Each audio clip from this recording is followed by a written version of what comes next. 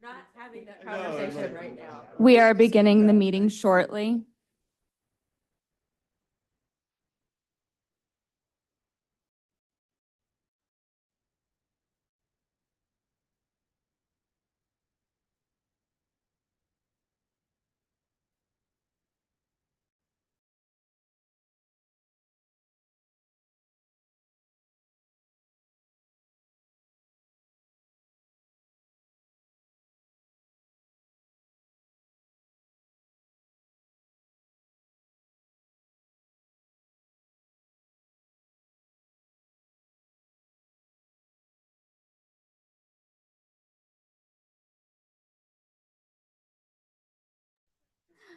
We will be conducting tonight's meeting in person as well as in a virtual setting using Zoom.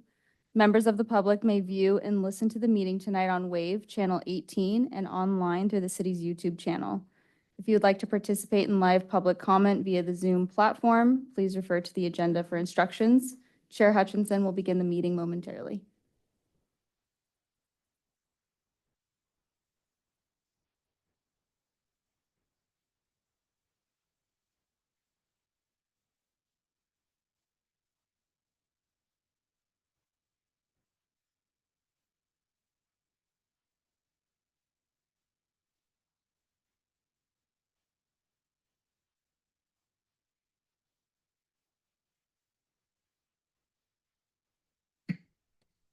Good evening.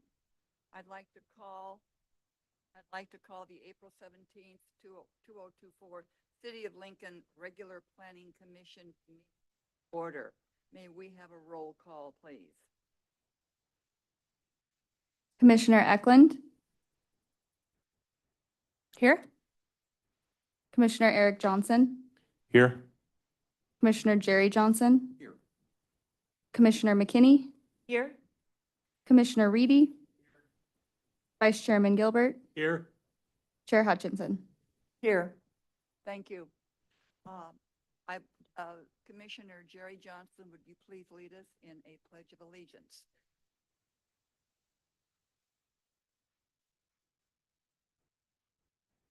To the flag of the United States of America and to the republic for which it stands, one nation, under God, indivisible, with liberty and justice for all.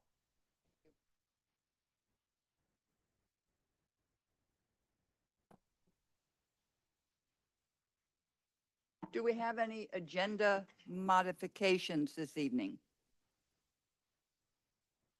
Hearing none, then the next item on our agenda is public comment on non-agenda items within the subject matter jurisdiction of the commission.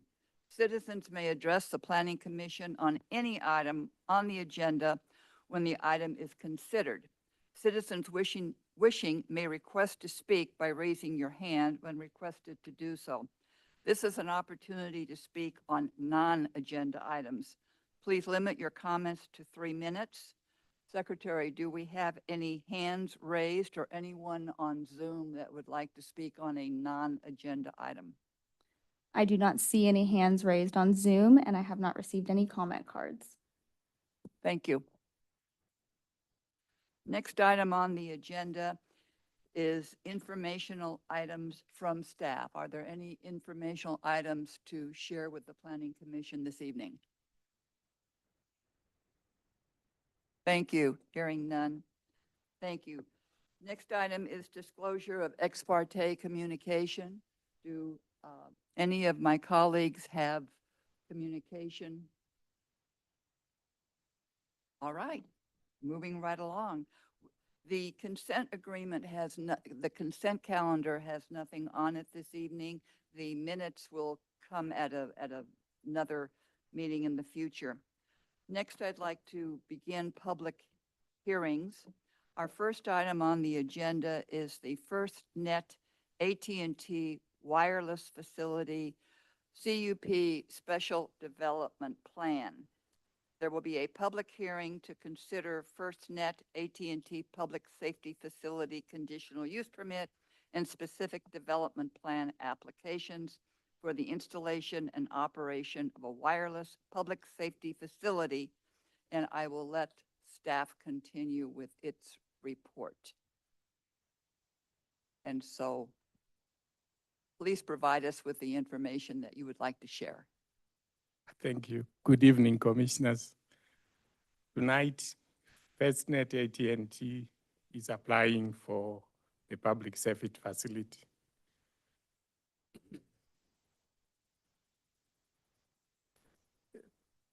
AT&T's applications include a conditional use permit and a specific development plan for this public safety facility, which consists of an 85-foot tall tower carrying 15 antennas, 15 radios, 4 DC9 fiber skids, 12 DC power trunks, 4 trucks, 3 sector mounts, and within the compound, which is fenced on the ground, it's a 2,200 square foot compound. Inside will be 200A meter and 600A gutter, PTLC with built-in ATS, a concrete bed, and 30 kilowatt diesel generator, equipment platform, and walk-in cabinet, 8 batteries, and RayCap DC50 surge suppressor.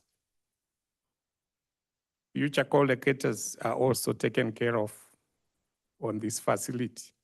AT&T is going to reserve 299 square foot this area for co-locators in its leased compound. The justification for applying for this public safety facility is because AT&T wants to enhance broadband capacity for emergency services and to take care of its wireless customers. Let's look at the project location. The project is located at 600 Business Park Drive within the Lincoln Air Center General Development Plan. It's located in the back of an existing industrial use, and it's 0.6 miles from Lincoln Regional Airport. It is also 800 feet from nearest residential neighborhood. As you can see marked with an X there in red, that's the proposed location.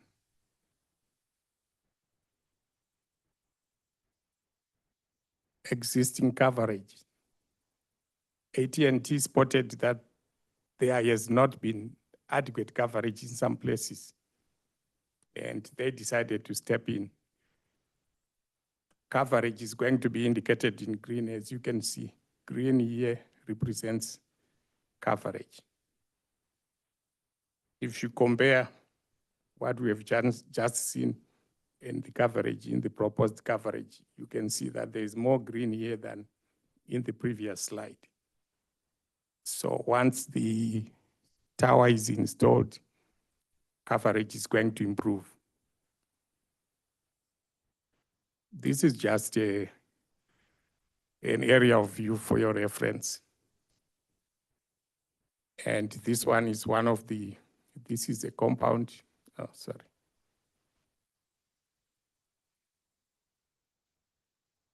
AT&T is going to be occupying this portion of this compound.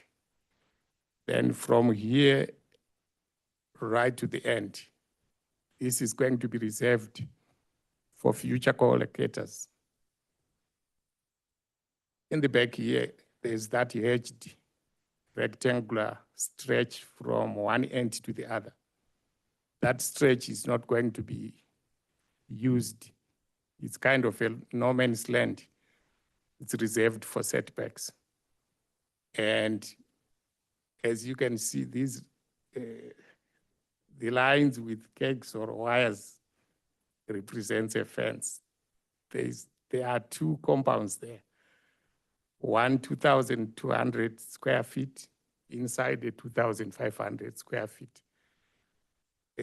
foot rectangular compound. Right here, we have a tower. AT&T will be operating at the top. As you can see, there are impressions of antennas there. That's where AT&T will be located. It has reserved this second rung and third rung for future co-locators.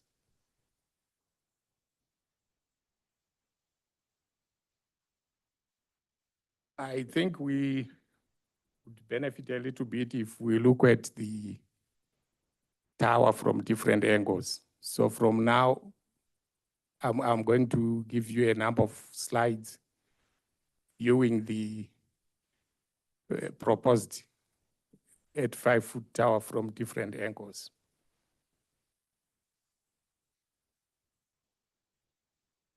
This is view number 2. As you can see, the tower can be seen from there.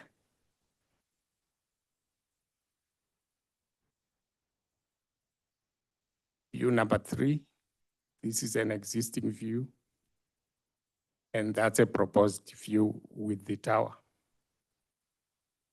Yes, sir.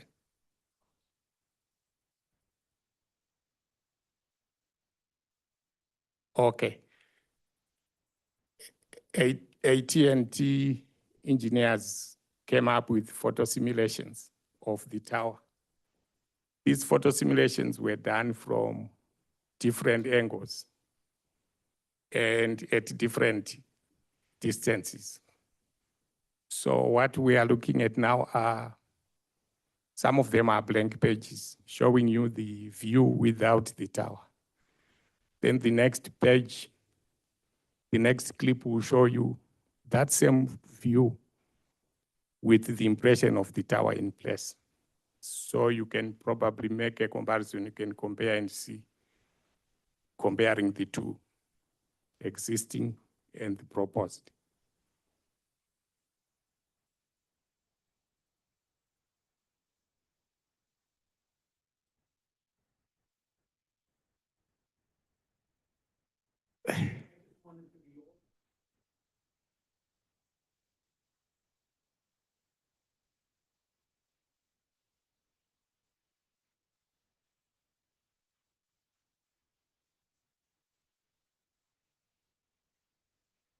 Okay.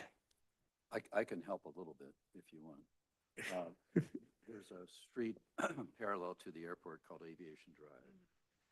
The first right, I think, is Business Park Drive. And this is about a block down from that intersection on the left-hand side. Behind the building, a building. Okay. Yeah, if you blow up Boniface, that little inset, or if it's possible to blow up that slide, that gives the angles or the perspectives right there. Yeah, unfortunately, it doesn't give you a very broad view of the surrounding area, but.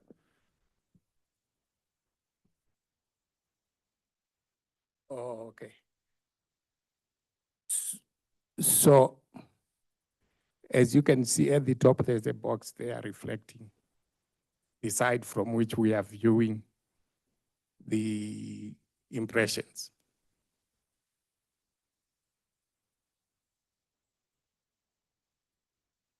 This is view number 4. This looks more like an aerial view. Somebody looking downwards. View 5. I'm not sure which road this could be, but it's from a side, whilst we are looking at the building from the front of the building. May I stop you for, oh, there we go. Thank you. That's what I wanted to see, was the tower behind the building. Yes, so from that front elevation, we are now viewing the proposed tower projected from behind that building, because the tower, the proposed tower, is going to be located in the second half, in the back of an existing machining shop This front shop is a machining shop, which is in use, currently in use. This project is consistent with a number of authorities or agencies. To start with, it's consistent with the city general plan. The city general plan policies, as they are presented in the safety element, section 826, under the emergency response and preparedness. It is also compliant with Title 18 of the Lincoln Municipal Code zoning ordinance.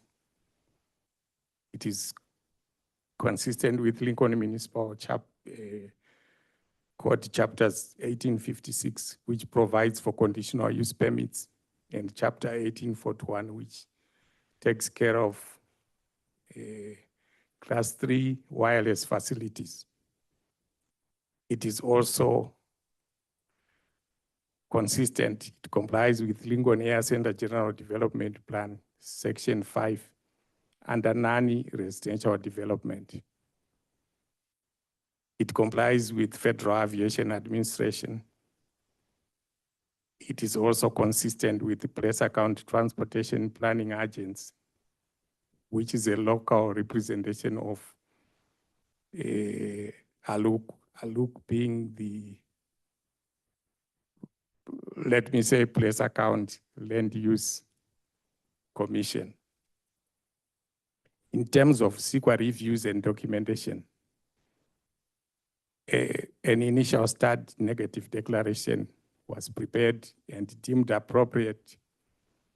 It was deemed an appropriate CEQA document to handle all the review issues that pertained to this document, to this project. And this initial start negative deck was prepared in accordance with CEQA guidelines, section 15063. Recommendations. Staff recommends Planning Commission to adopt a negative declaration based on the analysis and conclusion of the initial study prepared for the project in accordance with California Environmental Act, CEQA guidelines, section 15063 and 15070. And also staff recommends that Planning Commission adopts a resolution approving the conditional use permit and specific development plan for the proposed FirstNet public safety facility. Thank you. Thank you. Before I open the public hearing, do any of my colleagues have questions or comments? We'll start with Commissioner Jerry Johnson. Just to try to get it defined a little bit better, we're being asked to approve this because the existing Air Center General Plan the Air Center General Development Plan has a 50-foot limitation on building heights. Yes, sir. And that condition was put into the Air Center General Development Plan because of a concern about the height restrictions and buildings being higher than 50 feet being a danger and hazardous to approaching aircraft. Is that right? It is partly right, but the real reason is that everywhere you go, where these towers are operating from, there's always a height restriction. I don't think the issue, at least from my perspective, not about an eyesore. Yes. It's about hazard to Safety. Yes. air navigation. The real thing behind the height is that these towers, wireless towers, are actually designed to operate at a maximum functional height, which is usually a height that is slightly higher than the height of the area district in which that tower is proposed. And that height usually helps enhance wireless reception significantly. So if you try and make it too short, it might not serve the purpose for which it's installed. Boniface, if I may jump in, I think the bottom line here is that the FAA did clear it for height and safety, as well as the PCTPA, I believe, as well. So it doesn't pose a safety risk to either of those agencies that regulate this tower. So I respectfully disagree. But let me come back to that. Talk after that. We'll get questions from the colleagues first, and then we'll open public hearing. Commissioner Gilbert, you indicated you questions? Yeah, well, actually, I have, there we go. Just one, one question. Has our staff and any other appropriate agencies besides PCTPA, et cetera, reviewed this for safety purposes? Yes, Off on it. yes, just like the director just said, the FAA cleared it. I'm talking now, Other agencies. I'm talking now about Lincoln, our public safety, our staff. Have we signed off on this particular project? we would have routed it and Reviewed received it in comments. terms of Yeah, Safety to the city. absolutely. The project gets routed to all departments for their comments, and we did not I receive didn't it. see that when I read through the materials, so I just wanted to verify that that Okay, happened. yeah. Thank Mhm. you, Thank you. thank you. I wanted to get it on the record. Commissioner Reedy? I just had a question, actually more for the applicant, so my question was just more, there's a co-location, and I just wanted to know a little bit about how that process works to ensure that other carriers are going to be able to have access to the tower should it be built, like how that process works.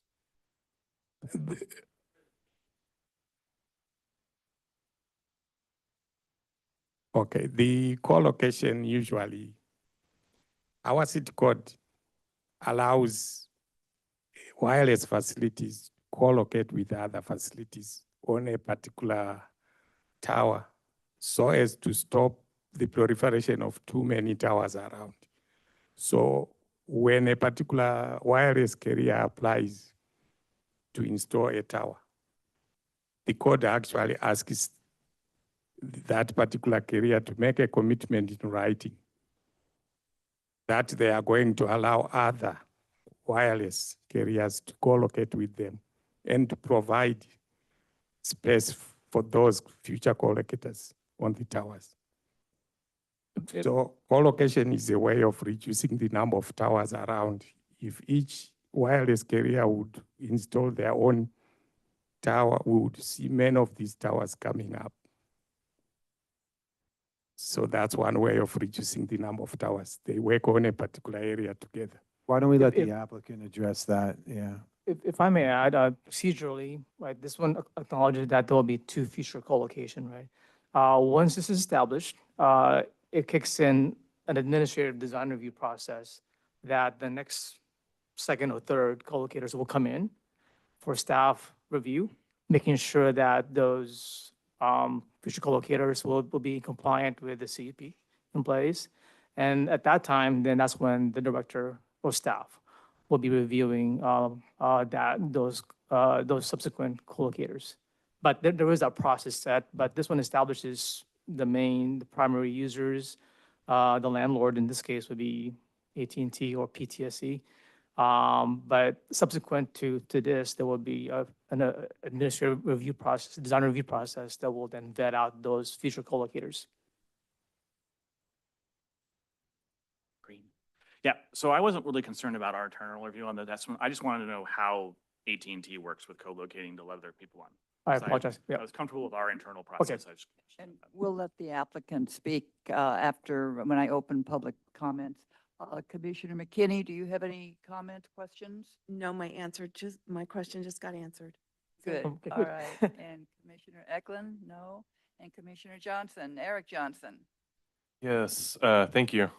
Yeah, just a couple points of clarification. On the attachments A and B of the permits that were filed, it has 120 feet in there, but I know everything else is 85, so I just want to clarify that piece. Is it 85 or 120?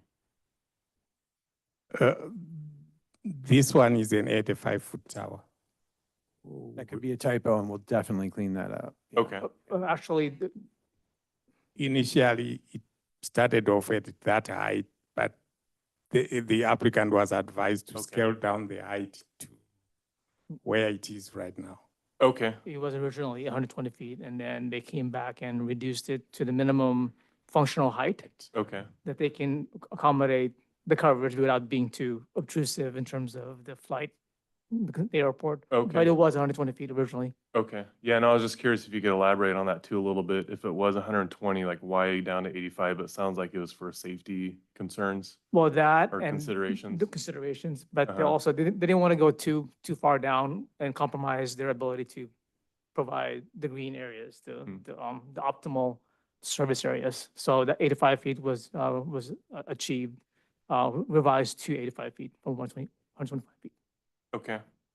And then, thanks for clarifying that. Yeah, I just wanted to make sure it's part of public record what height it is. And then later on down there, just question 21 says change in existing features of any bays, tidelands, beaches, or hills, or substantial alteration of ground contours. It has printed next to it no, but then boxes yes and no are checked. So I just wanted to clarify that it seems like it's no. Is that right on there? Just want to get that clarified too for record. Would you like to repeat your question, Commissioner? I wasn't very clear on what, I'm not clear on what you were. Yeah, no problem. So in attachment A and B, the conditional use permit that was filed on page 5 of the PDF, question 21, where it's asking, are any of the following items applicable to the project or its effects? And then discuss below all items checked yes. So there's one, everything's checked no, but question 21 that says change in existing features of any bays, tidelands, beaches, or hills, or substantial alterations of ground contours has typed next to it no, but then boxes are checked yes and no. Yeah, I It's a see, typo. I see where you're referencing. It's the application, so it comes from the applicant. It's not for our purposes, we would disregard what they're, yeah, exactly. Okay. Okay.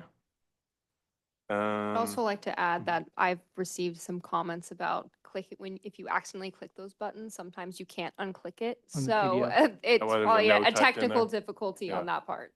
Okay. No, I just It wanted to looks like they clarify. did type in no, actually, Yeah, there as yeah. well. Yeah, I just so typed in there. To be abundantly Yeah. clear. No, I just wanted to make that kind of record, what that is in there, that it should be no, sounds like. Yeah, and then I just had the similar questions about the height restrictions, so that's it for now. Thank you. Excuse me, thank you. Now I'd like to open the public hearing, and I'd also during this time hear from the applicant if he has anything to add. The floor is yours, Michael.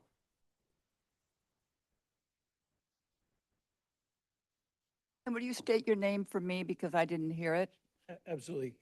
My name is Mike McLaughlin. I am retired fire chief of Cosumnes Fire in Elk Grove. I'm here tonight representing the Western Fire Chiefs Association, representing the applicant or working with the applicant. And I can give you a little bit of background of how I became involved with that. Also joining me on Zoom this evening are Margie Pauley with Public Safety Tower Company and Carol Kinchelow with Tower Engineering Professionals who've been working extensively with staff, bringing us forward to this opportunity this evening. What I'd like to just start with a little bit is just touching on what FirstNet is, right? That there's a lot of speculation about what it is and what it isn't. So following 9/11, the 9/11 Commission identified one of the biggest issues affecting responders, certainly in Manhattan and around the Pentagon, but ultimately nationwide, was complete saturation of communications networks. And so as it stands, without FirstNet, that firefighters, police officers, school resource officers, doctors, nurses, hospitals, emergency managers within cities all need to compete for time on the same commercial carriers. And so going forward, it was identified we needed to create a dedicated broadband system solely for first responders. In 2012, Congress passed the Middle Class Tax Relief and Job Creation Act. And in that, it did two things. It created the FirstNet Authority, which is the governing body that exists within the U.S. Department of Commerce, and it dedicated Band 14 of the cellular spectrum. Band 14, so I talked about the commercial carriers. There's bands 1 through a lot, right? But Band 14 is dedicated solely for first responder use. So if you don't have the SIM card, you don't access, and therefore there's the capacity for the communication to take place. The FirstNet Authority, I think it's important to note, and one of the reasons that I'm here is our executive director for the Western Fire Chiefs Association. We represent the 11 Western states, but our executive director and our board of directors have been intimately involved in advocating for the public safety broadband, and our executive director was one of the initial board members for the FirstNet Authority. And so this is something that it's very true to our heart and very important for us to help make sure we achieve this coverage. As the FirstNet Authority worked toward implementing, it looked at two options in terms of how to implement the system, one of which was a ground-up build nationwide. So new towers, new structures on a nationwide footprint, which you can imagine would be not only costly, but time-intensive, and the permitting zoning with entirely doing all the new would be almost insurmountable. And it was decided to issue a request for proposals, to issue a contract with an existing carrier that had a nationwide footprint to then manage the FirstNet project. And as a result of the RFP process in 2017, a 25-year innovative public-private partnership was awarded to AT&T to create, build out, operate, maintain the FirstNet system for the first 25 years. And so we are now currently in year 7 of implementation. That the easy work has been done. In other words, upgrading existing AT&T infrastructure with FirstNet capability. The next step was co-locating on existing facilities to add FirstNet capability. And now we're in the phase where it's much more difficult. And as I somewhat tongue-in-cheek say, is we're in the position of needing to build the unbuildable, right? We need to build the towers to to address the gaps in coverage that exist because there's not any infrastructure within these footprints. And that's the work that we currently have underway today. And while we talk about massive incidents, right, that, you know, from the World Trade Center and among others, the need for FirstNet was also demonstrated in 2009 when Sully landed a plane in the Hudson River. This was an isolated incident, major incident nonetheless, but it was still an isolated incident. But due to the incredible amount of photos and streaming and social media presence, first responders had no communications, which is just further exemplifies the need of getting the system up and running. Yep, I'm sorry, do you have a question?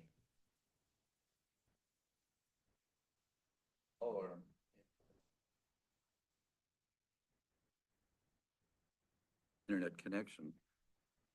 I think the concern that we would have is why this particular location. You know, usually we think of these towers on hills or higher ground. This is low ground area. It's right next to the runway of a relatively busy small airport. You know, why there? Why not somewhere else? I'll be happy to address it. That's where I'm moving right now. So thank you for that. Just touching on the partnership. So why here, right? Moving into that. So our first opportunity is to look for potential for co-location. And this is for FirstNet to co-locate on an existing tower. Within a 1-mile radius, there's one tower that's insufficient to handle co-locators that's basically equally parallel. As you can see, we got to remember the technology. Right button, wrong button. Okay. That's all right. Technology's my friend. I'll just keep telling myself that.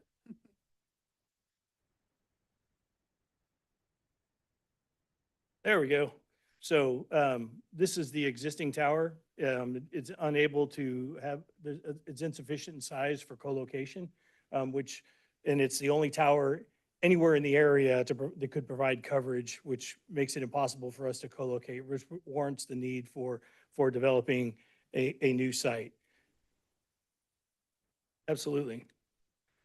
We go back, so here's the airport, as you can see there, and then this green dot down here, look, where the center of the cursor is our proposed site at 600 Business Park. And so this is it's about 3/10 of a mile. Now it's closer to a half mile north of the current tower location, but that tower doesn't have the engineering, it isn't engineered to the capacity to be able to have additional co-locators housed on it. I think that's Nicholas, the street running This way. across the map. Yeah, Nicholas is at the bottom of the map. So that'll help us. And aviation. Nicholas, and then aviation, yes, and then here's 600 Business Park, and then just north of that, and then the airport here to the west. Sorry, one quick question while you're on that slide. So the existing tower that's there that's not sufficient, how tall is that one? I don't have the information on that. Okay, I know it's a monopole. I have the coordinates, but I don't have what the height is on there. okay. Yeah, I was just curious compared to I the know new one. it's a sizable tower, but it's very small in scale, in terms of diameter of the tower itself. Okay, There's another tower across the street from my house, actually, that's on the top of a hill owned by the city. A lot of antennas up there. Why not co-locate on that one? Yep, and I'll get to that, Okay. I promise. So the co-location opportunity, and so for us looking at, I think, Commissioner Reedy, this kind of goes to your question, is identifying what the other providers have in the area. On this particular map, green is good, means there's coverage. Black is bad, meaning there's maybe one bar, if at all. So you'd have to be outside to have any coverage. And the blue dot in the middle is our proposed location. So currently, there's not any ability for us to co-locate, right? If there was the ability for us to co-locate, we'd start to see a shadow and as I mentioned, the tower that exists, that tower is Verizon, but the capacity, it doesn't have the capacity. So we know we'd be working with T-Mobile, Dish, potentially with Verizon as well, depending on their needs for those co-location capabilities. And it's important to note, with cell towers, very few of them are actually owned by the cell phone carriers. They're typically tower companies that build the towers that ultimately lease back space to the carriers themselves. For our alternative site analysis and looking in the large scale ring as to why this location. So each tower has the ability to cover an area of about 3/4 to 1 mile radius from that tower. And so unlike, lower band or even the lower band, now that we narrow banded radios, 15 years ago, or the narrow banded frequencies, the ability for them to travel a distance isn't that great, right? And we don't want radios to produce so much energy to make them travel really far, because that kind of defeats the purpose as well. So it's finding that most of the radios or the antennas or the coverage is basically about a 3/4 to 1 mile radius. In this case, I would speculate we'd be closer to 1 mile because it's flat with very few obstructions. Whereas we started getting into hilly areas, that's going to be more impactful, or downtown Sacramento with buildings and whatnot. And so why this location is because there's no coverage in this location and it can't be reached by any other location to be able to provide coverage. In terms of the height, this question was raised initially let me go forward one. So starting with this, and then I'll come back to the height. So with our proposed site, when FirstNet did the analysis to identify the need for a tower, they identified, in order for us to cover completely the area that needs to be covered, the ideal height of the radio would be 120 feet, or I guess it'd be 6 feet lower than that because they're 12-foot span. So 120-foot tower, 114-foot center of the radio would be the ideal to cover. But that's not reasonable for the location, and so we had to reduce the tower height. So looking at the coverage map, as you can see with the 80-foot tower, is that there's still some blue areas out here to the east and a little bit to the south. They don't quite fully touch. There's much better coverage, but they don't quite fully touch. A 120-foot tower would have closed that up completely. So that's really the big difference, and that's where the starting place started, right? And that was giving us a search ring of a general area. And as we narrowed down to where we were in the proximity to the airport and different things, obviously ultimately changed that. And then there's the zoning and planning that's also an important part of the decisions we make. So the minimum function height we need for this tower is 80 feet. And when you look at the arrays for co-locators, so the center of the FirstNet and radios will be at 80 feet. The next, then every provider, the center of the radio is 12 feet apart. The next one will be at 68, the next one will be at 56, and then below that exists microwave systems that basically are for controlling and operating and maintaining the tower that aren't part of the cellular piece. And the neighboring buildings are about 35 feet tall. And so we need that clear span, because getting any closer than 10 feet, we start getting shadowing of the building, which means with that building there, it's going to affect the ability of the signal to transmit. And so this is ultimately the minimum functional height necessary in order to be able to provide the FirstNet coverage with the ability to consolidate into one footprint, one tower, 2 additional locators as well, co-locators as well. I know it was the questions that have been raised in terms of looking at it, that this particular project has been reviewed by the Placer County Transportation. David Melko, working with their engineers, identified that the project we have is in what's considered to be the Lincoln Regional Airport Land Use Compatibility Zone C2, but it also identified that at an 80-foot height, 85-foot height, which is the tip of the lightning rod on it, that the tower does not actually enter into the C2 airspace. Therefore, it's not subject to the C2 more in-depth review. What's C2? It is I guess it's a categorization of basically where it could impede air traffic into and out of an airport, and which would require a greater level of review and approval than what's necessary here. Damon Brandley, the airport engineer consultant for the city of Lincoln, has reviewed the project and basically concurred with the FAA finding. And on January 23rd, 2024, the FAA found that there's made a determination that there's no hazard to air navigation for this proposed project. And so that's where we stand. I have the documentation with us. I know planning has the documentation as well. We can provide that to you if necessary. Coverage we've talked about. And this was just if we were at the 50-foot limit, this is ultimately what the coverage would look like, which is really, all this does is mean we need to add more towers, right? So, and the goal is to try to find that sweet spot in the middle to where we can maximize the coverage, minimum number of facilities. The photo simulations, you've already seen and looked through. And out of respect for your time, I'll stop there, that we, as the applicants, accept all proposed conditions proposed by the city of Lincoln, and humbly request your approval of the resolution and the negative declaration. And I'm happy to answer any questions, and I'm sure you'll have a few. So Thank you. Do any of my colleagues have questions? Seeing none, thank you. That was a very good presentation. We are, excuse me, we are in the public hearing time. Are there any citizens that wish to speak on this project before I ask if we have any hands raised on Zoom? thank you very much. Thank you. Seeing none, Jesse, do we have anyone on Zoom that wishes to speak? No, there is no one on Zoom with their hand raised. Thank you. With that, I will close public hearings and bring it back to my colleagues again. And hearing and seeing no questions, would anyone like to make a motion to accept Resolution 2024-10? I'd like to speak to it before right. we get to that point.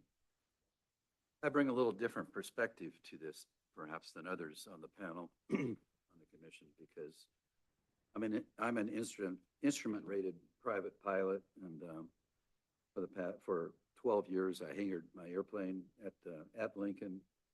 I probably made 400 approaches and landings at Lincoln, and I know something about hazards. There is a reason for a flashing light on top of that pole.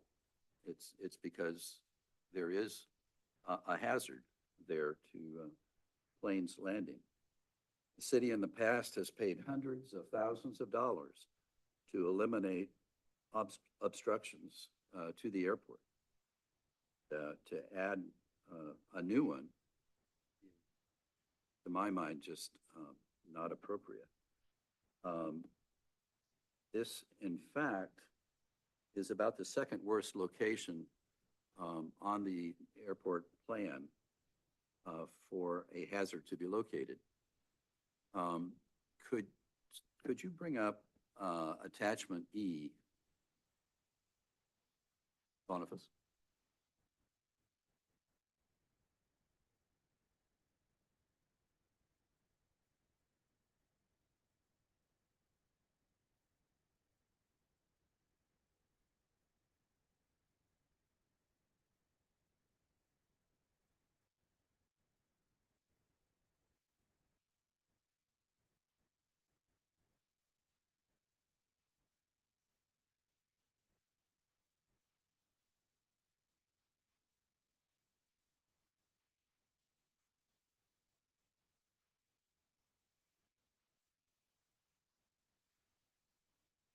Attachment.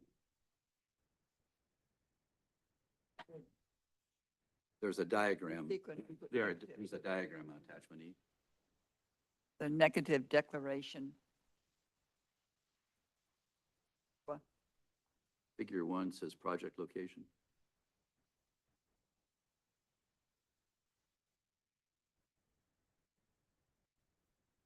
Well, I can wing it. There, On page 3 of the negative declaration, information, or I'm sorry, page 5.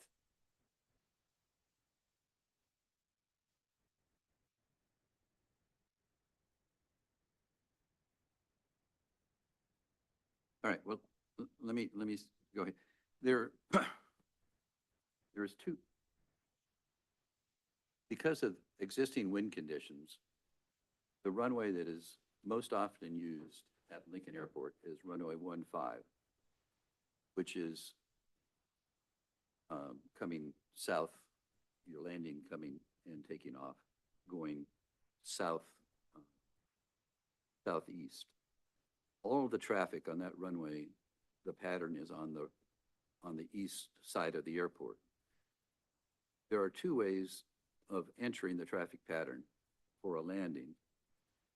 That's an ILS instrument approach on runway 15, and you start almost at Yuba City and intercept the glide slope from there. The way to do it on a bright sunny day like today is to enter the traffic pattern which parallels the runway, and you enter at a 45 degrees, and then you go north, west, parallel to the runway until you get some distance from the runway. You make a left turn, and then you land coming this way. Well, that entrance, that 45-degree entrance, is right over this obstacle, the would-be obstacle. The traffic pattern is 1,000 feet. Got 900 feet to work with. On a Bluebird, that's it. On a Bluebird day, obviously almost never a problem. But at night, bad weather, failure of the instrument to read the altitude that you're at, a whole lot of reasons why you would be in trouble right over that tower. So that's, in my opinion, it's only worse location would be directly under the flight path of the runway. I think this is a bad idea and certainly dangerous. Thank you. Do any of my other colleagues have anything to add? Is it on? Okay. I have something to add. Just a completely different perspective unrelated to the safety. Thinking about how in economic development, we are working really hard to attract new business and industry on the 84 acres. And in conjunction with that, we also have William Jessup Aviation working out of our airport, a lot of students now in that center and area. And I know that some pilots now use like some apps when they're landing, looking at the weather from their phones, when they're taking off and landing. I have multiple friends and neighbors who fly in and out of the airport. So with that perspective, I see that we really do have a need to have good cell coverage in this area. And my only hesitation with jumping on this safety train, and not to negate anything that you're saying because I'm not a pilot, is just again that the FAA did their study on this project, approved it, and it's my understanding they're the biggest governing body for safety. So I'm inclined to believe that they did their due diligence and research to make sure that this was safe for our airport, as well as Placer County Transportation Agency and our staff, our fire department, police. I know that they're all roped into the whole process. So that is where I'm coming from. Just wanted to offer that. Thank you. Anyone else? Staff, do you have anything to add before I ask for a motion? Hearing none. Madam Yeah. Chair, Yes. I'd like to, based on the fact that my question that I asked, that are the agencies noted in the report, as well as the additional departments within the city had reviewed this project, I feel comfortable that the people that are expert in this field certainly have a stronger, more professional opinion than I do. So with that in mind, I would make a motion we approve. Thank you. Do I have a second?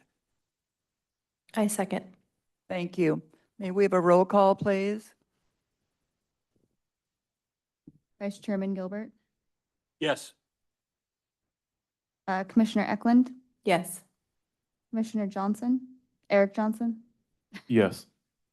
Commissioner Jerry Johnson, No. Commissioner McKinney, Yes. Commissioner Reedy, Yes. Chair Hutchinson. Yes. 7-1. With that, motion is carried 6-1. Thank you, commissioners.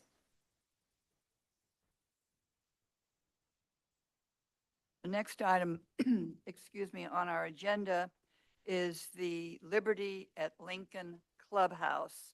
And staff is going to do a presentation for us. It's Liberty at Lincoln. I'm saying they, Yeah. oh, that's right. That's the one she told you. Yeah, Liberty at Lincoln Clubhouse. The other was a typographical error. Good evening, Planning Commissioners. My name is Michaela Noble, Assistant Planner with the Community Development Department. The project we have before you is a design review application for a community clubhouse within the Village 7 Liberty at Lincoln community. I'd like to start off by saying at this moment, we haven't received any public comments, and in the audience tonight, we have some of the applicant team, as well as some of them are attending via Zoom. The proposed Liberty at Lincoln Clubhouse project involves the construction of a community clubhouse. The project consists of a 7,000 square foot main recreation building, an 1,100 square foot pool building, and exterior recreation amenities. The recreation building features an indoor dining area, multi-purpose room, game room, business center, gym facilities, and restrooms. The pool building is mainly to serve as storage for pool equipment and also houses restrooms for members. The exterior amenities include a swimming pool and lounge deck area, spa, sports courts, turf area, play equipment, and a dog park. Based on the proposed uses and their associated floor area, the project is required to provide a minimum of 98 parking stalls, which the applicant is proposing to do. The project site is located at the future southwest corner of Ferrari Ranch Road and Central Boulevard, west of Lincoln Crossing and within the Village 7 specific plan area. You can see here on the map, it's this little red box with a kind of pink, oddly shaped parcel. This property, it has a zoning designation of village mixed use, and a community clubhouse is a permitted use within the village mixed use designation. And the specific Village 7 specific plan area specifically identifies this parcel as being a community clubhouse site. Here is an aerial photo of the project. Right here, we have the Ferrari Ranch Road extension that's currently being built, as well as Central Boulevard, which will kind of run along here. And right here is the corner lot where the project will be located. Here's a preliminary site plan. As I previously mentioned, the clubhouse consists of a main recreation building, a pool house, and exterior amenities. The main recreation building is front-loaded to create a strong corner feature and entrance to the Liberty at Lincoln community. Next, we have the preliminary landscaping sites, just to add a little bit of color to what it'll look like with landscaping. Here are some of the exterior features. We've got a dog park. We've got some sports courts over here, the playground, the turf area, and then the pool and lounge deck area. Of course. Fine sports park. There are some pickleball courts and a half-court basketball. Glad to answer. And here we have the elevations for the main recreation building, which is positioned closest to the Ferrari Ranch Central Boulevard corner. The top rendering will be visible from Ferrari Ranch Road and Central Boulevard. The proposed design uses colors that are subtle, neutral tones and architectural features such as brick veneer and board and batten siding that align with the Village 7 design guidelines. The tower element further accentuates and defines the community gateway. Here are the proposed elevations for the small 1,100 square foot pool building that are located further within the parcel. The bottom elevation will be what's visible from the pool area. And lastly, here are some conceptual images of the amenities that are going to be featured at the clubhouse. The proposed project is consistent with the general plan, Village 7 specific plan and general development plan, and zoning code. The design review board reviewed the project in March, and the board provided some comments pertaining to the functionality of the floor plan and amenities. A discussion between the board and applicant occurred, and the applicant is considering the board's comments. Ultimately, the design review board found the proposed project to be consistent with the Village 7 general development plan and recommended approval to the Planning Commission. Staff recommends the Planning Commission determine that the project is exempt from further environmental analysis based on the consistency with the Village 7 specific plan environmental impact report for the Liberty at Lincoln project, and adopt a resolution approving the design review application for the construction of a community clubhouse subject to the conditions of approval. Thank you. Thank you. Excuse me. Thank you very much. Before I open public comments, do any of my colleagues have questions? And Commissioner Johnson, you do. So if you would start, please. I think there was a slide that might help on this, but I'm wondering what how the access, I guess, off from trails that serve the specific plan area. Sure. How does that relate to the clubhouse? So there will be some pedestrian access along the sidewalk areas here. There will also be trail connections along this side of the specific plan, as well as along this bridge right here, which is proposed to be built. Since it's kind of, it's a main intersection of the community, there's not really trails necessarily around there. I mean, there's other commercial areas, but there is pedestrian access via sidewalks. Nearest trail would be where? It would be, it would be along this area, which I'm going to bring up. As, you know, last month we had the Village 7 amendments package come through. This is the proposed land use plan as well, which factors in the community clubhouse as well. It's the shape of the parcel has changed from the existing to proposed. However, this has not yet been approved, so I can't say for certain whether this plan will be the one that's in place, but there will be trails along this corridor right here. With a connection to the clubhouse? It'll connect to a sidewalk, which would then lead to the clubhouse.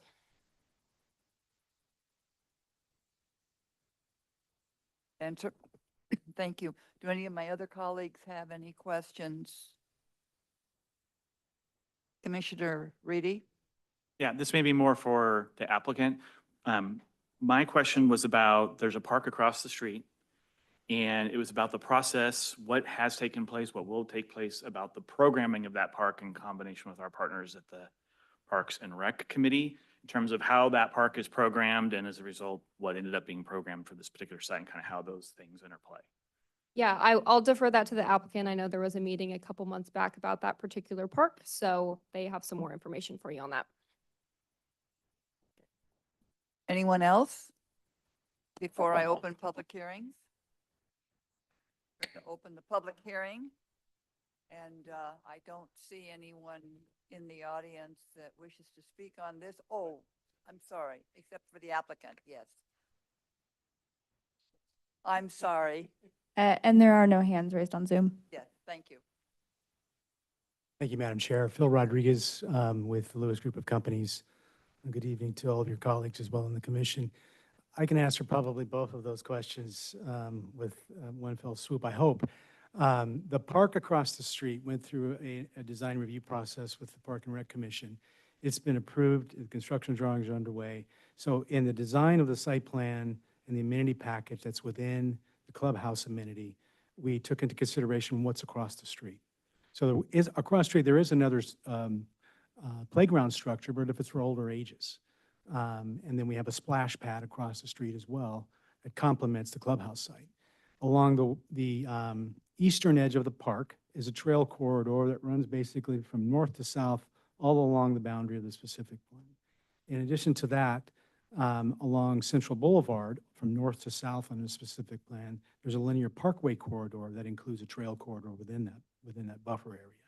So from the trail corridor that's to the east of the park, the trail pathways will run across through the park and connect to the pedestrian crossing that leads to the west side of Central Boulevard where the clubhouse is.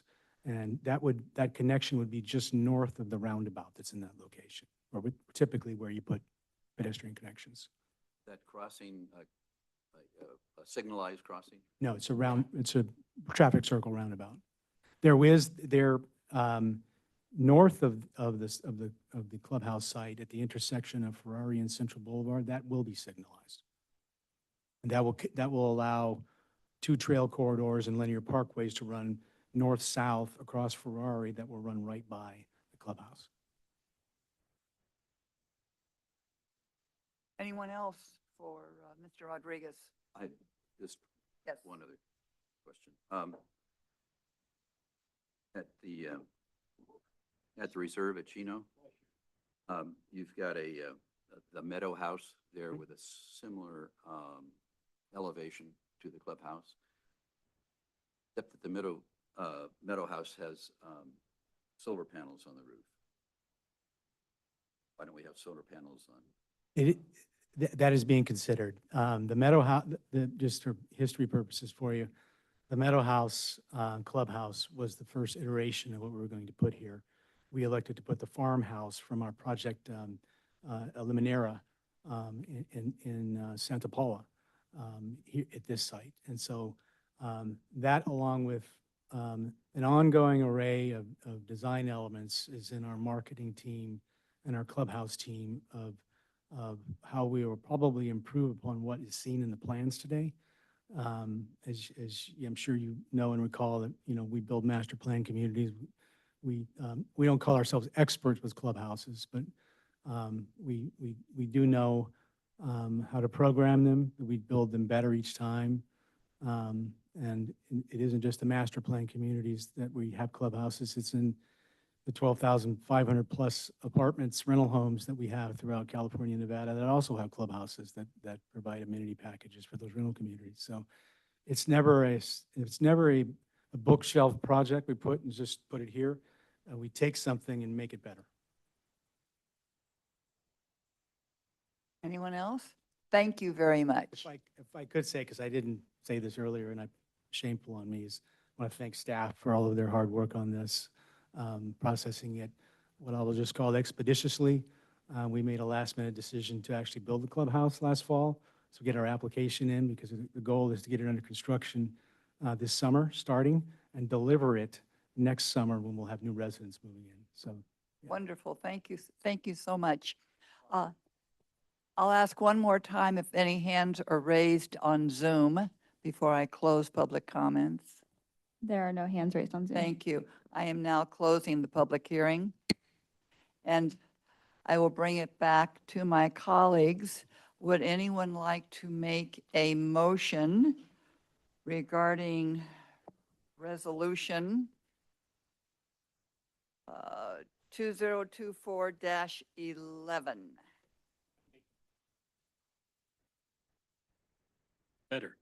I make a motion approving Resolution 2024-11, approving the specific development plan and development permit design review application for the construction of an 8,320 square foot community clubhouse, subject to the findings and the conditions of approval. Thank you. Do I have a second?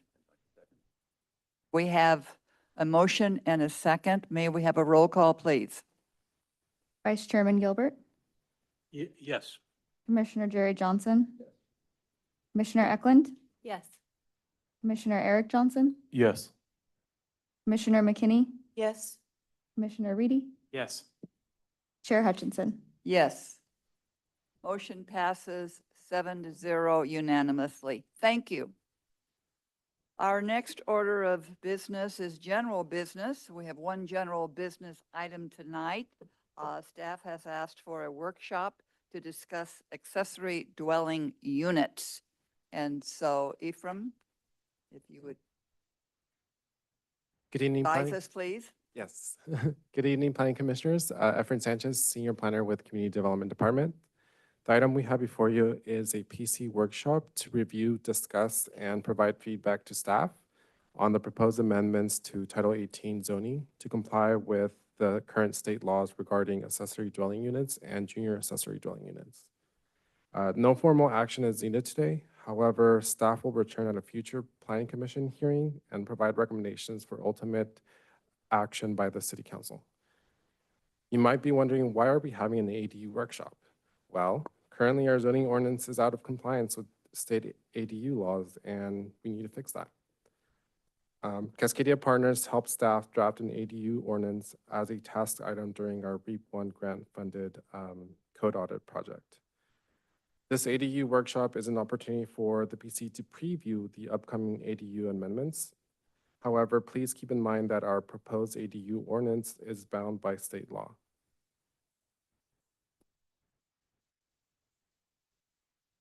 During this presentation, I will guide you by defining ADUs and JADUs, a quick summary of California legislation that has shaped ADU law, provide a summary of our draft ADU ordinance, and provide you with an opportunity to preview the upcoming ADU amendments, as previously stated.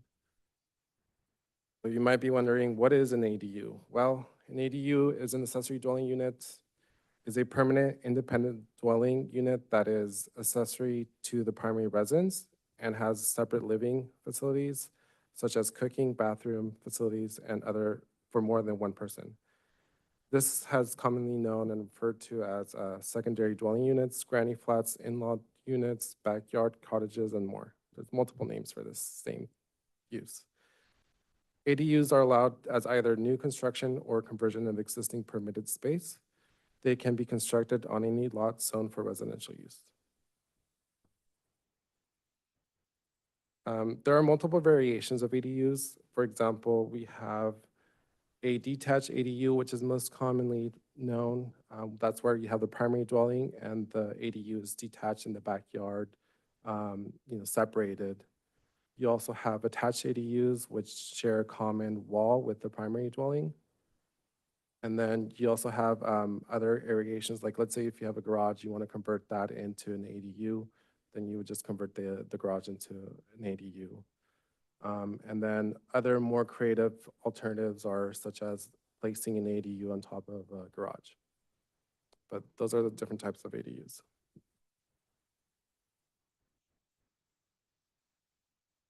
We also have state law introduced a new land use, which are known as junior accessory dwelling units or JADUs.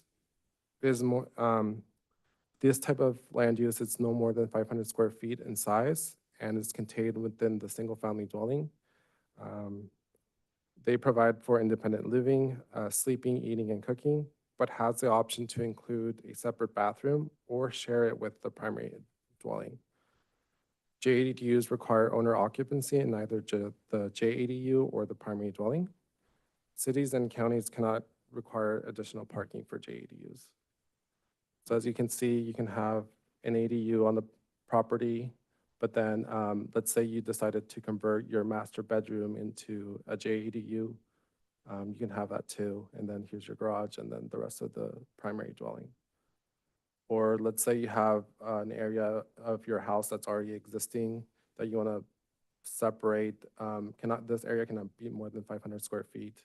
And then you would just parcel it out to just have the JADU there.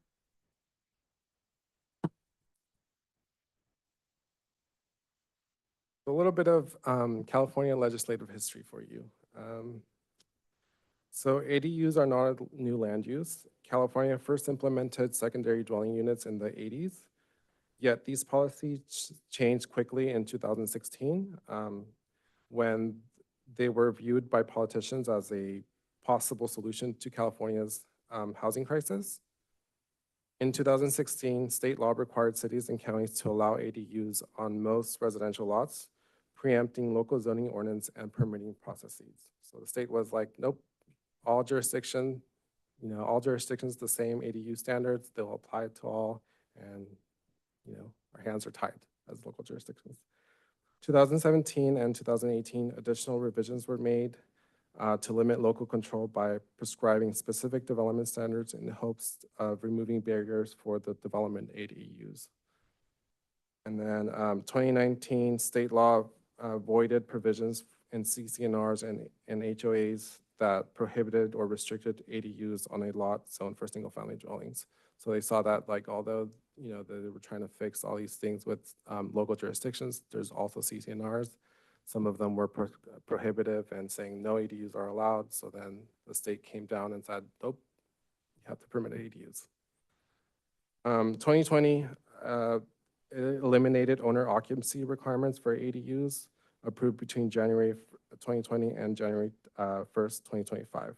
So a lot of jurisdictions had similar requirements where and you can build an ADU, however, you have to make it owner occupied. But the state realized that, nope, that's another barrier for ADUs. Let's go ahead and strike that out. In 2020, the state cut down ADU review time from 160 days to 60 days. In 2022, these are, oh yeah, that was 2021. In 2022, more edits to state laws were made, but also increased height to detached ADUs to 18 feet tall if the lot is within half a mile walking distance to a transit stop. In 2023, state law allows homeowners to sell their ADUs separate from their primary residence, but must follow some rules of condominiums, aka maps and agreements. So you still have to process a map, do a condominium application in order to be able to sell that off. In 2024, the state then removed owner occupancy requirements for ADU indefinitely. So before I mentioned that, the sunset date was 2025, January 1st, 2025. Well, the state said, no, we're just going to remove it and make it indefinitely. However, this doesn't apply to junior accessory dwelling units, which are still subject to owner occupancy in either the primary dwelling or the JADU.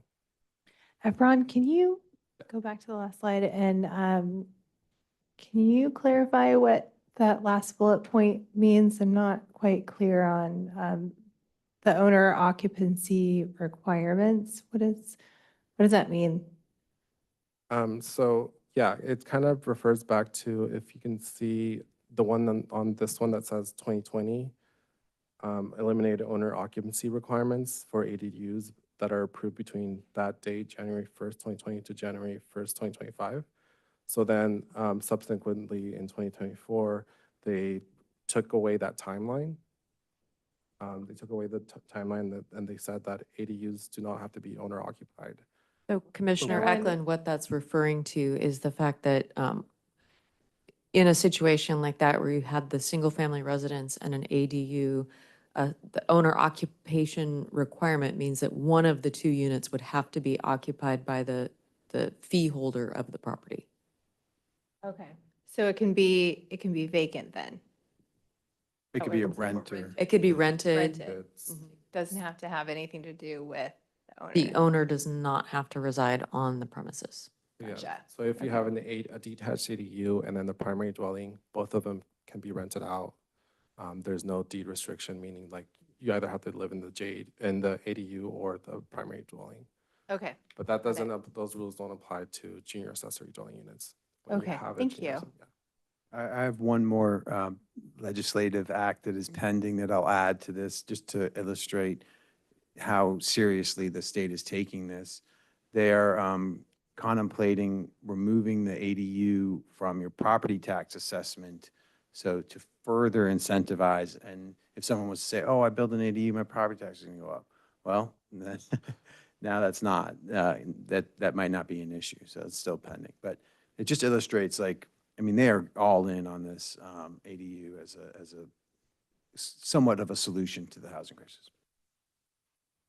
Look, explain again the difference between a JADU and an ADU. Yes. Has to do with size, I believe. So yeah, it's mostly, yeah, like the size of it. So a junior accessory dwelling unit is capped at 500 square feet. Whereas an ADU, let's say you have an ADU that's detached, that could go up to 1,200 square feet. And so it's the size and also the owner occupancy, like I've stated. And then, Well, it does allow you to have essentially a JADU and an ADU. So in some senses, it gives you the opportunity to have two extra. Yeah, as long as one of them is a JADU, Huh. like integrated into your home, so. HOAs can't stop it. I mean, we I was have going to ask that later, where the HOA comes into. The control that the HOA had is no longer valid. It's gone. And the state is just adamant about this. So our only recourse really is to try to do as best we can to mitigate whatever is out there that we can mitigate. But this is a very serious situation as far as the state of California is concerned. Here, Commissioner Johnson? When we're doing this work on the ADUs and the JADUs, would it be appropriate to take a look at allowing duplexes in a R1A zone? And the reason I bring it up is because we have this wonderful opportunity with the alleys that we have. I mean, a standard 50 by 125 lot with an alley can easily serve a duplex and have the garage serviced off the alley. And to my mind, that's kind of a better living situation than an ADU and packed on ADU and yes. unplanned So for. That might be a separate zoning or code amendment than the ADU. I think we for this purpose, we just have to knock out this ADU thing to get in compliance, but I like it. I mean, I think SB 9 also achieves that kind of already on the books, and we need to grapple with that to some degree as well, where it says you can essentially subdivide a single-family lot if it meets our zoning. But a duplex might be a way to like attach that or achieve that in a more simple way too, without having to go through the SB 9 process. The consistency with our code and the state laws in that respect also needs to be. Absolutely. We're digging our way out of this. So we got a long road ahead of us, and we're just trying to knock out some of the priority stuff that we already have teed up from our consultants. But we are going to embark on a larger code update for sure, so. And the challenge is, as you may have gleaned from the comment, is that the legislature is looking at this constantly. And we are seeing, new proposed laws working their way through the legislature on a monthly basis. And so what it is today may not be what it is tomorrow. And so we're doing our best to keep up with it and come up with an ordinance that's as compliant as we can be with what we know today. I'd like to Yes. underscore our city attorney's comments. In my 45 years of serving on commissions and city councils, there's been an evolution. It started very, very slowly, wanting to do this type of thing in the large, complex, crowded cities where they could get more living spaces. I grew up in a neighborhood in San Francisco where it was a 2-story home. All the living area was on the top. You could park 3, 4 cars in a garage. Almost every one of those in my old neighborhood has been converted to 2 apartments, or 2 living areas, I should say. And it started there, and it's just, as you said, I think what we have to understand is that what we're dealing with today, we're going to need to adjust to that.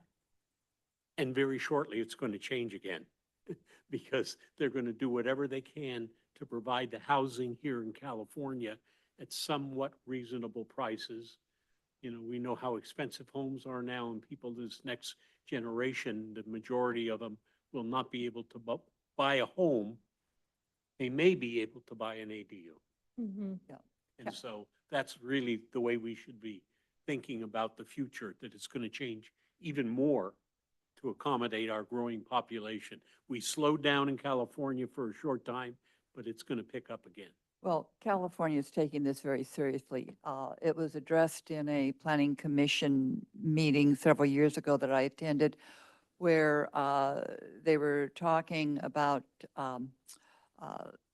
the state wanting to make sure that zoning was correct to allow these ADUs going up, especially if they were within a half a mile of rapid transit. Well, of course, Lincoln does not have rapid transit, but some of these restrictions are changing already. And if we don't do it, then they will come in and they will do it. And so it's very important that we do have some controls in place to help whatever is necessary. Any other comments? Yes? No. Oh, I'm sorry. No worries, no worries. I think, So sorry. no, I I have some like this questions, but I can dialogue wait. and Yeah, I'm sorry. I thought you wanted dialogue. this is great feedback, by the way. Yeah, no, we want the dialogue. That's exactly what we want. Yeah, and I would just add greater context outside of ADUs. And maybe Christine can help me too on this, that just from 2015 to present day, there's been so much legislation regarding affordable housing, infill, all these legislative changes to help the housing crisis outside of ADUs. So I think in some sense, maybe being later in this whole thing, that we can process it and digest it a little bit better, but we have a lot of catching up to do. Yeah. So this slide just gives a quick summary of the proposed changes. I've listed them out. So number 1, universal name change to currently our Title 18 says secondary dwelling units. We're going to strike all of those and put ADUs, accessory dwelling units, in its place.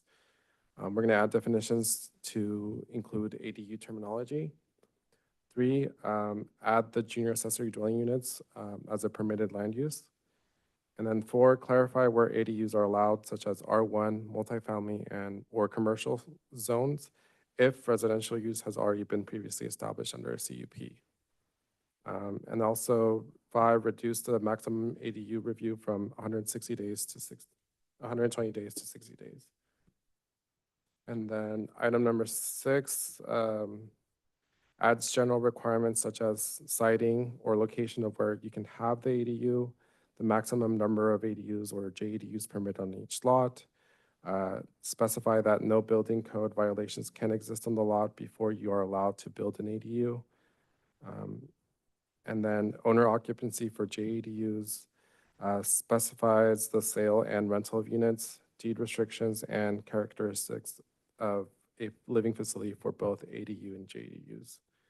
7, increase the maximum size of ADU to 1,000 square feet or 1,200 square feet if the ADU is still less than 50% of the primary dwelling.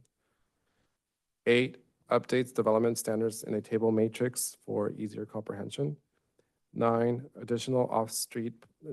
additional off-street parking spaces are required for an ADU or JADU as prescribed by state law. 10, adds objective standards for architectural style of ADUs. This will help take the burden off of staff having to make a judgment call to see if an architectural style is consistent with its neighborhood.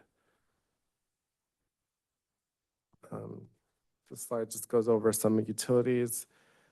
The city cannot require a separate utility connection for an ADU, an attached ADU or JADU, unless the ADU or JADU is constructed at the same time as a single-family dwelling.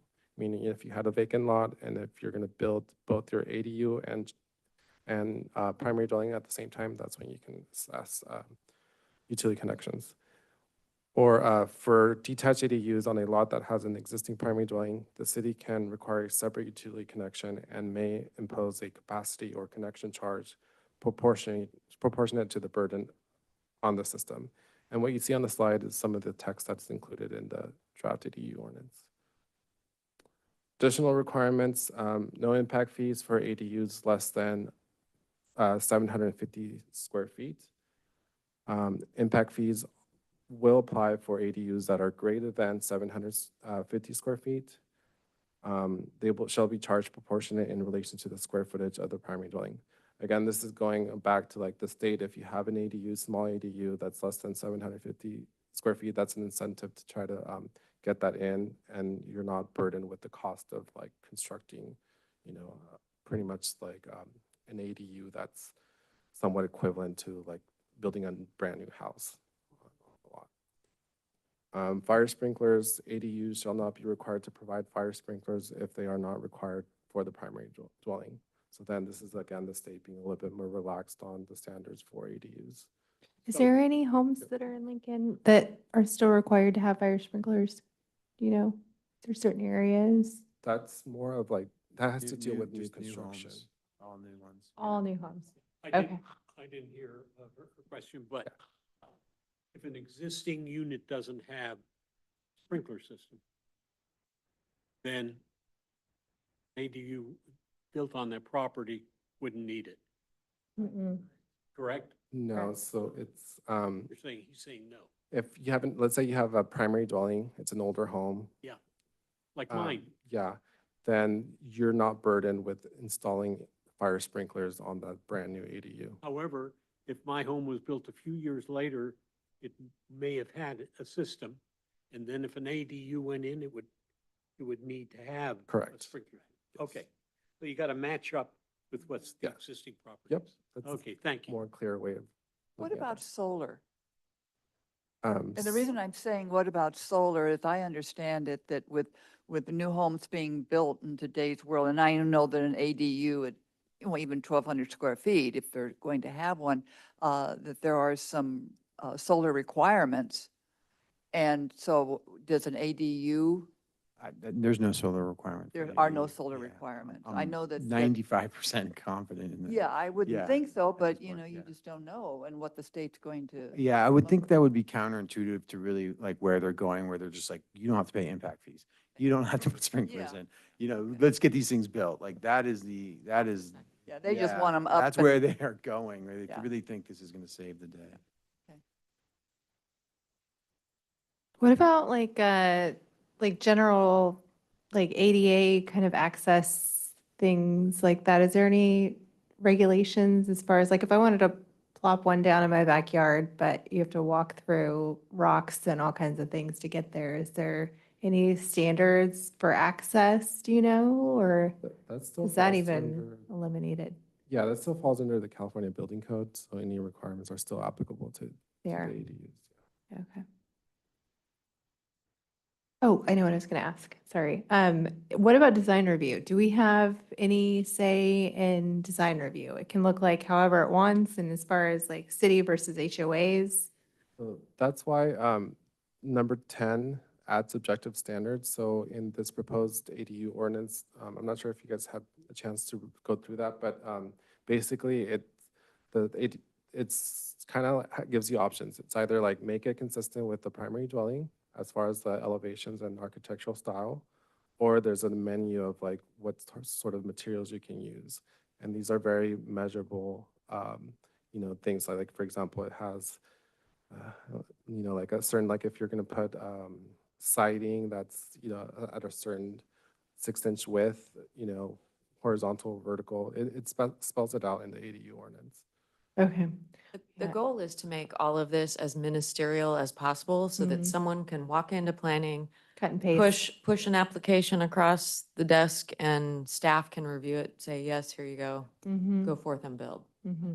This will follow pretty much, I remember when solar used to take months and months and months to be approved, and then there was a little change made in law, and now they do it over the counter. So I think that's the same kind of revolution we'll see happen with this. I think so too. Commissioner Eric Johnson, did you have a comment or a question? Yeah, I have a couple questions, just to kind of grasp the concept of this. And that was one of my questions, kind of like HOA, of what supersedes and whatnot. Sounds like it's kind of just out the window. As a type. But, so for example, I guess I'm trying to conceptualize, for example, like where I live in 12 Bridges, we don't have an HOA. I have some space in the backyard, and I see some, size restrictions compared to the dwelling that's already there. Are there size restrictions related to the size of the parcel? Like, so could I, if I have, I'm just gonna throw a number out, like, I don't even know, 5,000 square feet, like backyard space. Could I literally like use up like most of that space? Yeah, that's probably too much, but, just hypothetically, I have a square footage. Am I able to like max out like that open space that's there? And are there any setbacks between like the fences or anything like for the neighboring? Okay. Yeah, so the setbacks for ADUs, let's say you're trying to put a detached ADU, setbacks in the side and rear are 4 feet. And then lot coverage we can't consider lot coverage anymore for ADUs. So as long as it's set back at least 4 feet? Yep. I could fill up The everything state else? did come in and minimize that setback. The state Oh, even came less? in and said like, so certain jurisdictions might have like a 6-foot setback or typically a 5-foot, but they're like, nope, 4 foot. Wow. Yeah, just to Okay. give you that action, to get the action.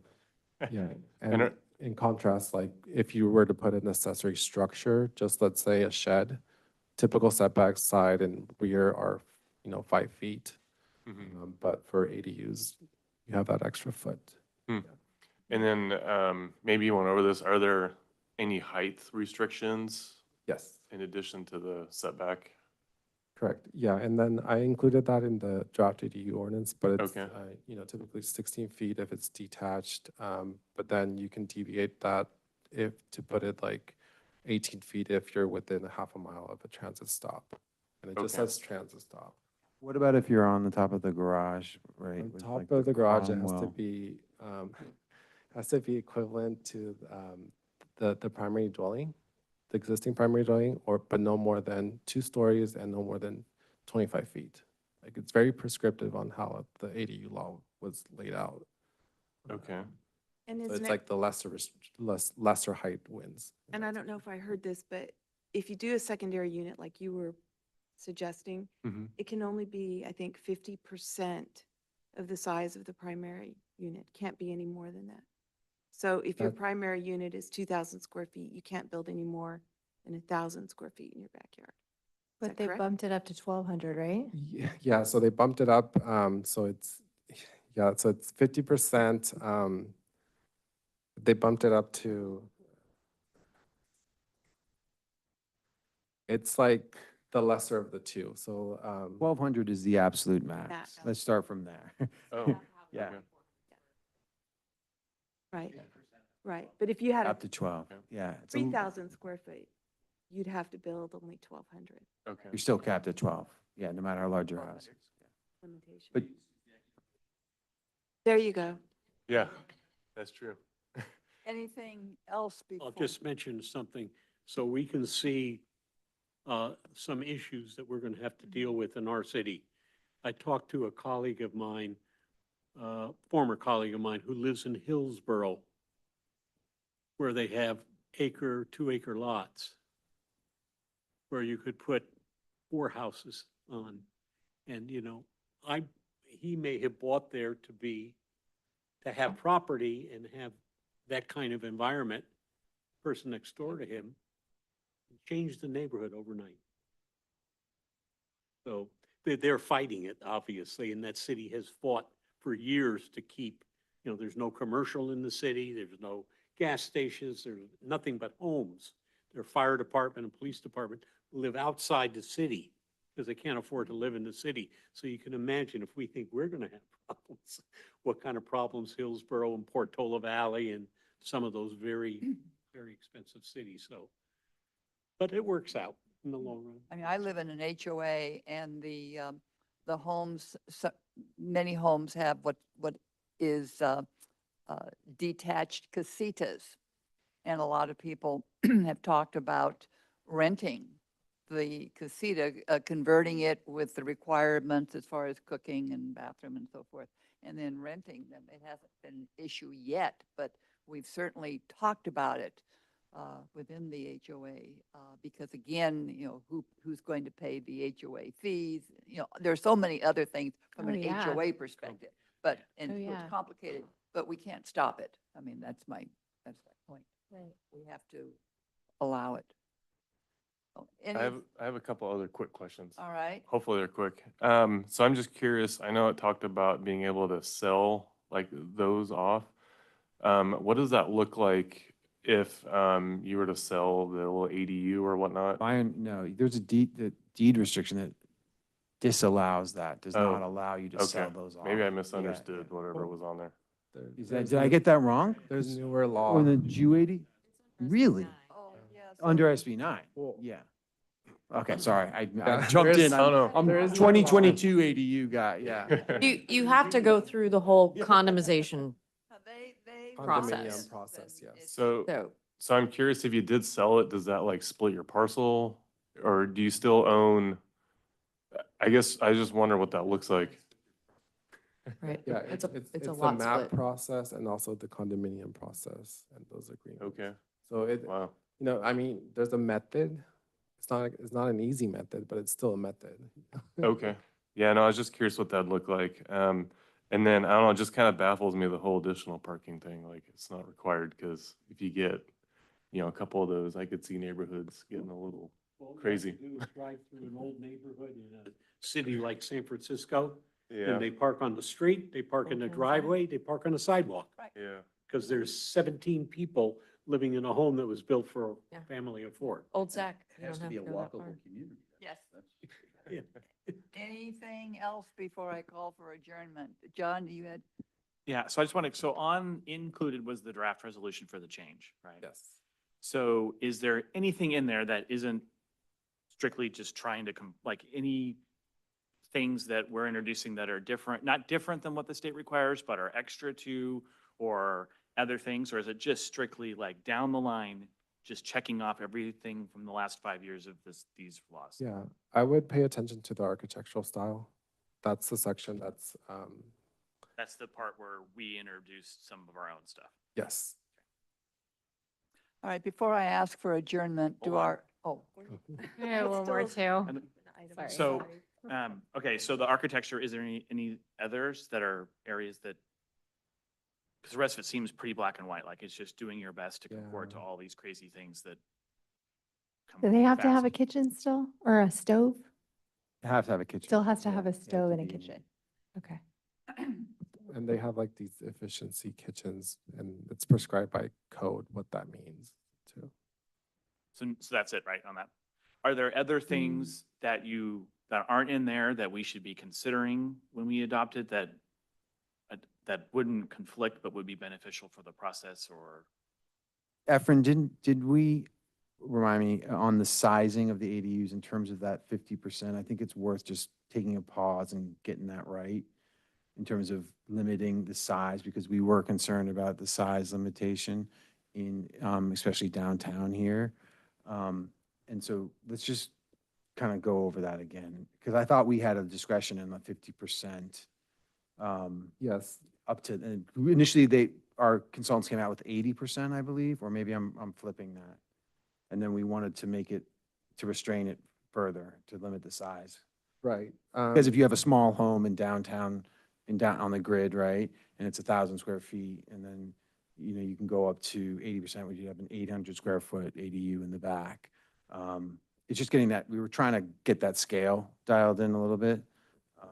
Yeah, but there was like some other, like the 1,200 is the max, right? But there's other parameters. For example, if you have just a 1-bedroom ADU, like the minimum size, you can't be more restricted than state law on 800 square feet. So it's like between 800 and 1,200, you know what I mean? And- So like, And that was going to be my point, is that the state law sort of sets, here is the most that you can do to restrict it, but the city could come in this ordinance and in certain areas want to be more generous about the amount of square footage, depending on the parcel size, depending on the existing home size, more of a sliding scale.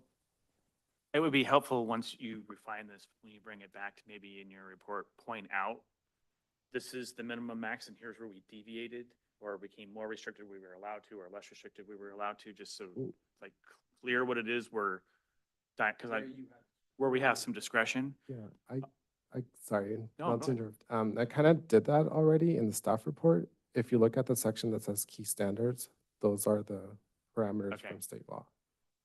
Okay, it's just like pointing, like being clear, like which ones, like I'll have both next to me, I'll compare. I think you've been dealing with a particular applicant that had a challenging request regarding a JDADU that was not attached, but attached. You know who I'm talking about?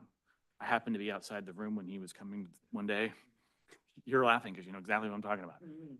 Do we address what that is in here? Because I think the issue was. Prior to the changes, you mean like the situation that came Well, out of I that? think that the issue was that that was what does attached mean in the sense of a junior ADU?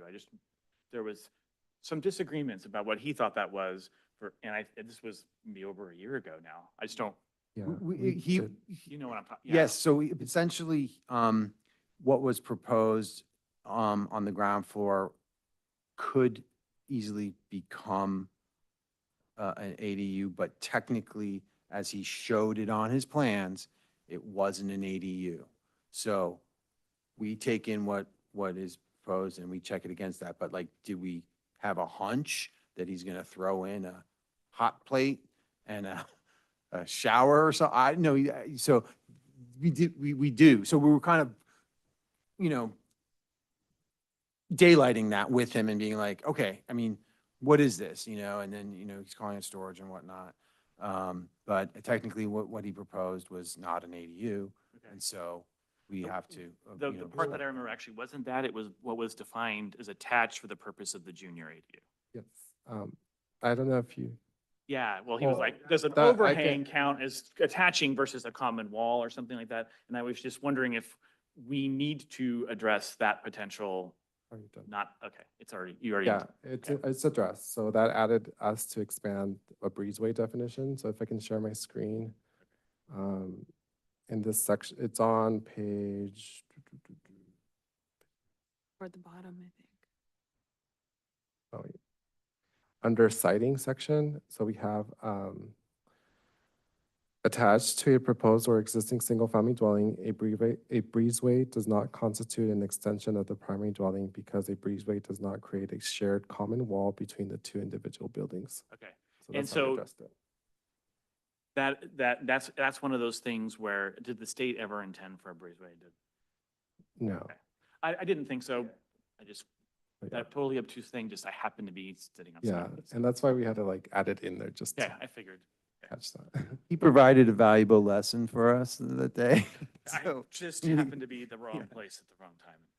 Got Well, that story. Sorry. I'll Thank start you. with a comment about the attachment 1.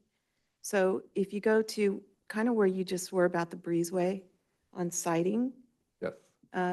1A reads an ADU shall be cited as follows, and then II says within a proposed or existing for an ADU. I didn't think it was within the actual single family. An ADU can also be detached. So I think there's a little bit of conflict there in how that reads versus the definition. So you might look at that Oh, yes, I see it now. for both I and II. Yeah, I and double I, yeah. So the first one is supposed to be within a proposed or existing single-family dwelling, and then period. And then the next one, structure to a single-family dwelling. Oh, or, maybe the or were, okay. Oh, no, it's I'm- the or. Yeah, the or breaks it up too. Yeah, okay. I kind of want to like now revise it to make it like start a new line instead. I kind of missed the or, honestly. Or you But want that the- was Okay. I could just, it started within, and that was like, well, I didn't think it was within, so my brain shut It's after super I saw important that. to note, though, out of that experience as well, that a JADU must be in the primary home. Yeah, but the ADU is the one that doesn't have to be in the primary. Right, can exactly. be But in completely that detached. situation, he was Yes. arguing, well, JADU can be in an ADU, like, it's not, it can't be. So we should be explicit about that. I think C addresses the JADU, okay. So the It first may one's be all saying- okay. I think my brain just closed after I read within and missed the or portion. Yeah. I think that, You can look at it later, okay. right? And then the only other comment I would have is that are we having a lot of these applications? Because if this really takes hold, They're going to come. right, so if it really starts to take hold, it becomes very difficult for planning from a utility perspective, traffic impacts, understanding, those types of things that are going to happen. So it'd be nice to understand if we're really starting to see it uptick and making sure that the Public Works Department is aware of these kinds of things for their own planning purposes, from looking at things like utilities. Definitely had that discussion with our engineering division as well. I think we're kind of in exactly what you say, kind of how does this play out? What's the pace? How do you plan for it? Yeah, what's the trend in terms of how quickly these things get implemented? And we'll see. I don't know what the appetite is here in Lincoln for it. In Sacramento, where I was, we were doing 10 a week, but that's a city of 500,000 people, so proportionally, percentage-wise, I don't know, but it did take hold in Sacramento. And I was having this conversation with Lindy just before this meeting, where I was kind of like, yeah, do you see it happening in Lincoln, as opposed to more of an urban area where it might be more kind of attractive to a younger, professional who wants to be in the mix? Whereas out here, maybe it's more suited for, grandmothers, more of the granny flat model, or au pairs or whatever, so that might not have as great a demand as it might in another city. We just don't know yet. Jerry Johnson? I'm aware of a development proposal to build new homes with ADU. Buy a house with an ADU. Frustration about this process, and that project now is on hold pending what we're doing here. So anyway, it's something out there. I have two more questions. Don't kill me. Just really fast. Okay, last one. This is it. Who pays HOA? Because I'm on an HOA board. And travel trailers, mobile homes, like, do those count or no? Okay, no. Okay. Who pays the HOA?